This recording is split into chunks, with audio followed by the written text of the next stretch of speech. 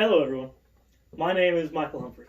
It's so very nice to see you again, seeing as how this is take 2 because I cut my head off in take 1.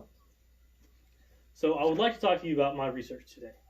And so what we wanted to do was to add molecules onto the 1,4-ethylquinone and juglone core structures to create new biologically significant molecules to potentially treat cancer.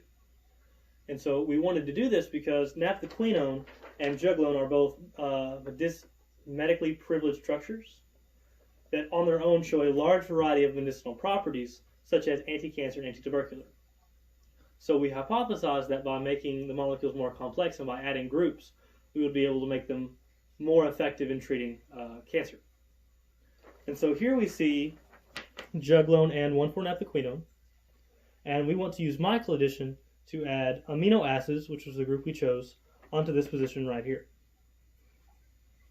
And so we experimented with our procedure a lot, and what we currently do, and it's what produces the highest yields that we've found so far, is to add the 1,4-ethylquinone and then add amino acid in a 2-to-1 ratio using a cerium catalyst in the entire reaction under basic conditions. And so the reason we do this, the reason we use cerium as a catalyst, is because cerium forms a complex with the oxygen at this position. And so when the amino acid nucleophilically attaches this position, these electrons temporarily shuffle up to the oxygen. And so when the cerium is there and it forms a complex with the oxygen, it allows the oxygen to more readily accept these electrons, helping the reaction to go through. So after that, the electrons will then shuffle back down to reestablish resonance, reforming this bond, and they will remove the hydrogen that was originally in this position to make room for the amino acid. And so the reason we do this under basic condition is actually due to the structure of the amino acid rather than the structure of the 1,4-ethylquinone.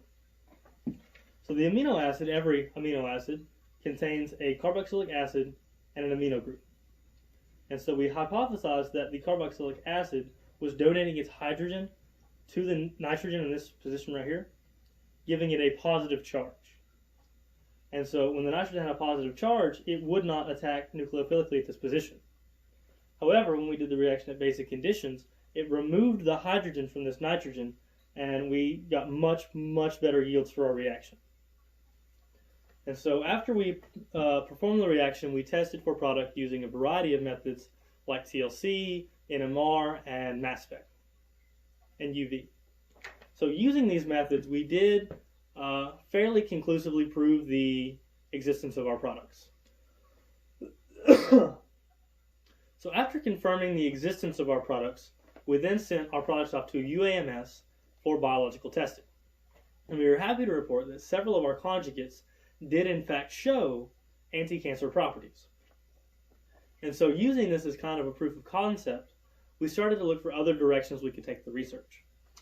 And so what I'm currently doing is trying to add an N3 in a azeto group at this position instead of an amino acid. And so the reason we want to do this is because adding an azeto at this position will allow us to engage in click chemistry. So I have a diagram here of click chemistry, and basically what it allows us to do is to add a molecule containing a triple bond to a molecule containing an N3 group. So by adding this N3 group onto our 1,4-ethylquinone or our juglone structures, we are prepping the molecule for click chemistry, where we can add much, much larger molecules in a relatively simple reaction process. And so this would greatly expand the amount of molecules that we're able to add onto our naphthaquinone structure, allowing us to create a great variety of complex molecules with naphthaquinone at the core that we hope will allow us to effectively treat cancer, or to create an effectively cancer-treating drug molecule.